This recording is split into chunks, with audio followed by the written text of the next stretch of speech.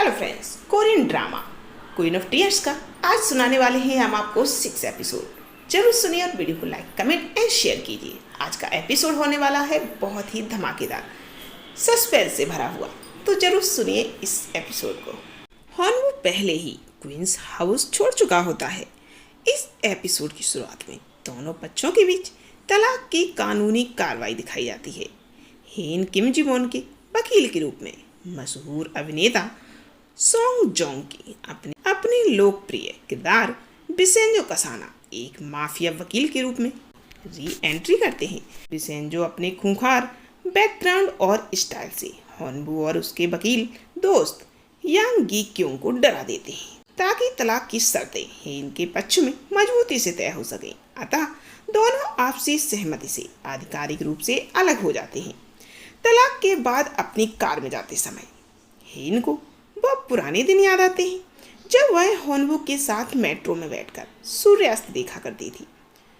वह हॉनवू की आदतों को समझने के लिए उन जगहों पर जाती है जहां हॉनवू अकेले वक्त बिताया करता था, जैसे बेसबॉल, वेटिंग कैज और एक साधारण रेस्टोरेंट। जब हेन उस रेस्टोरेंट में बैठी होती है तभी हॉनवू और उसका दोस्त भी वहां आ जाते हैं। हॉनवू को पता नहीं होता कि हेन वहीं पर है। हेन सुन लेती है कि हॉनवू अपने दोस्त से कह रहा होता है कि वह तलाक के बाद भी हेन के साथ रहना चाहता है, वह उसकी परवाह करता है। हॉनवू की सेक्रेटरी के जरिए युनसुंग को हेन के कैंसर रोधी दवाइयों के बारे में पता चल जाता है। जब युनसुंग को पता चलता है हेन को एक लाइलाज बीमारी है और उसके पास बहुत समय कम है, तो उसका दिल बैठ जाता है। एक फ्लैशबैक दिखाया जाता है जहां बचपन में हेन पर एक खूंखार कुत्ता हमला करने वाला होता है और युनसुंग पत्थर मारकर उसकी जान बचाता है। हेन उसे धन्यवाद देती है, जिसके बाद से ही युनसुंग के मन में हेन के लिए भावनाएं थी। विलेन युनसुंग और उसकी माँ मोसोल ही मिलकर एक बड़ी साजिश रचते हैं। वे चेयरमैन होंग मोंडे को हॉनवू और उसकी खुद की बेटी ब्योमजा के खिलाफ भड़का देते हैं। चेयरमैन पूरी तरह सेवली के नियंत्रण में आ जाते हैं और अपनी पूरी संपत्ति व कंपनी के कानूनी अधिकार सेवली के नाम कर देते हैं। जैसे ही सेवली को सारे अधिकार मिल जाते हैं वह अपनी असली औकात दिखा देती है। वह चेयरमैन होंग के खेल के मोहरों पर एक धीमा जहर लगा देती है, जिससे चेयरमैन अचानक बेहोश होकर कोमा में चले जाते हैं। चेयरमैन के कोमा में जाते ही मोस्यूल ही कानूनी तौर पर क्वींस ग्रुप की सर्वेसर्वा बन जाती है। वह युनसुंग के साथ मिलकर रातों रात पूरे होंग परिवार को उनकी संपत्ति, घर और कंपनी से बेदखल कर देती है। हेन का भाई सू च्योल भी युनसुंग की चालों में फंसकर अपने सारे शेयर गंवा बैठता है, जिससे परिवार के पास कुछ नहीं बचता। जब पूरा होंग परिवार अचानक से सड़क पर आ जाता है और मीडिया उनके पीछे पड़ जाती है, तब हॉनवू एक रक्षक की तरह उसके सामने आता है और वह अपनी कार लेकर आता है और पूरी फैमिली को सुरक्षित वहां से निकालता है। बेहद भावुक और चौंकाने वाला मोड़ तब होता है जब हॉनवू अमीर और घमंडी क्वींस परिवार हेन उसके माता पिता और भाई को अपने माता पिता के साथ साधारण से गांव योगोंडू री लेकर आता है। जो परिवार कभी महल जैसी सुख सुविधा में रहता था, अब वह एक छोटे से गांव के एक साधारण घर में रहने को मजबूर था।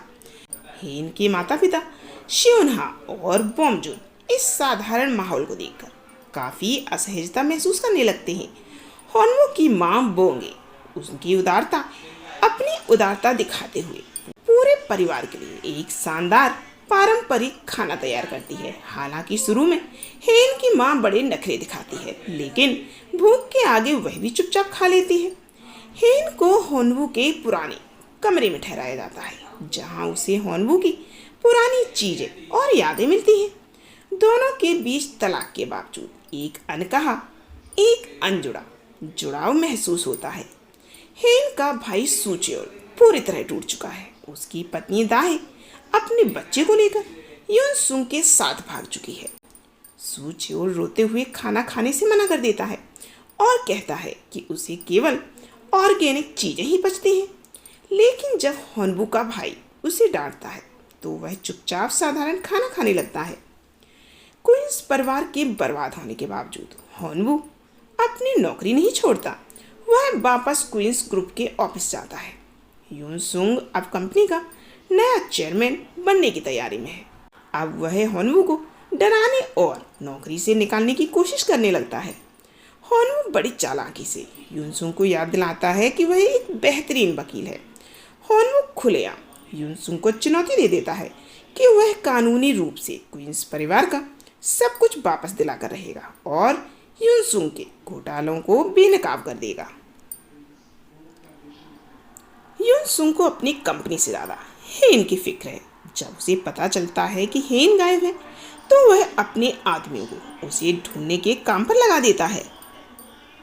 यून सुंग को हेन की बीमारी का पता चलता है, इसीलिए वह उसे ढूंढकर इसका इलाज अपने तरीके से करना चाहता है ताकि वह हेन का दिल जीत सके।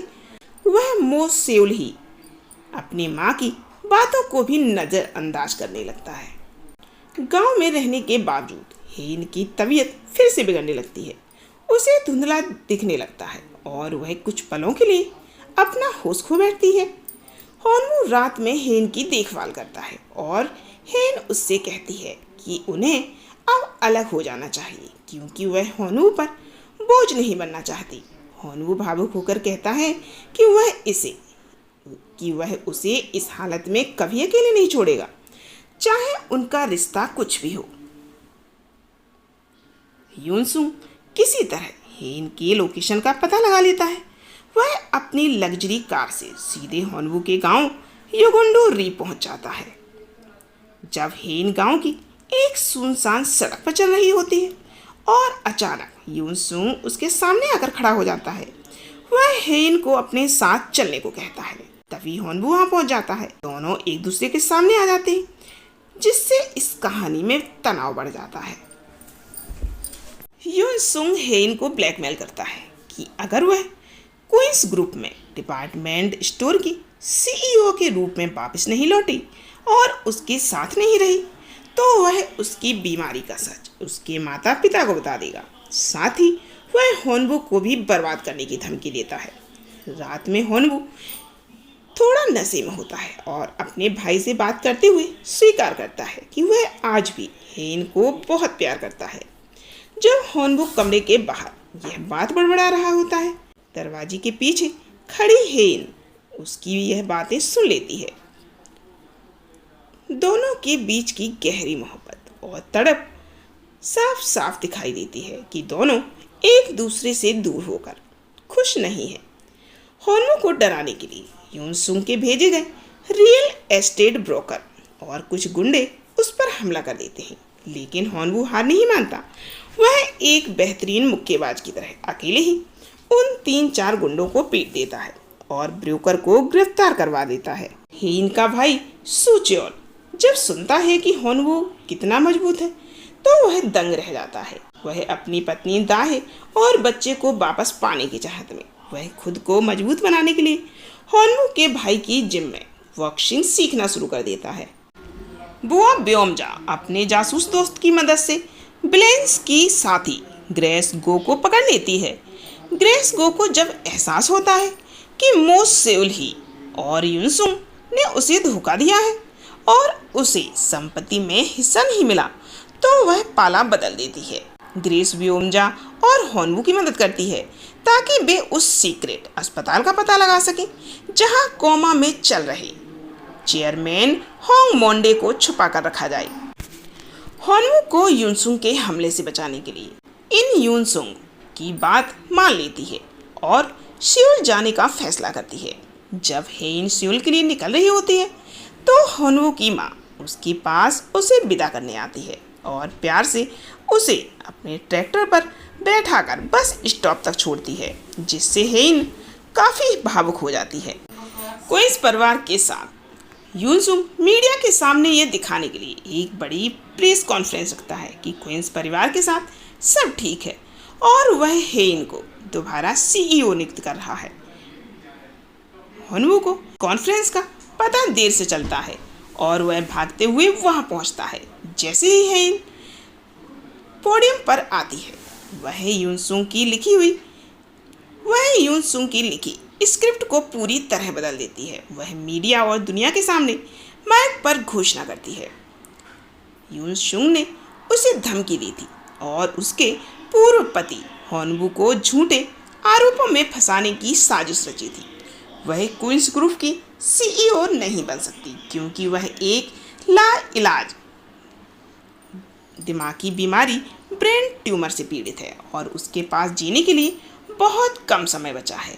इस चौंकाने वाले खुलासे को सुनकर यून सुंग के होश उड़ जाते हैं। पूरा होंग परिवार टीवी पर यह देखकर रोने लगता है और भीड़ में पीछे खड़ा होनवू आंसुओं से भरी आंखों से हेन को देखता है। हेन और होनवू एक दूसरे को देखते हैं और यहीं पर यह धमाकेदार एपिसोड समाप्त होता है। तो इस एपिसोड का अगला भाग सुनने के लिए प्लीज़ चैनल को सब्सक्राइब करें, वीडियो को लाइक करें और कमेंट करें। Hello friends, Korean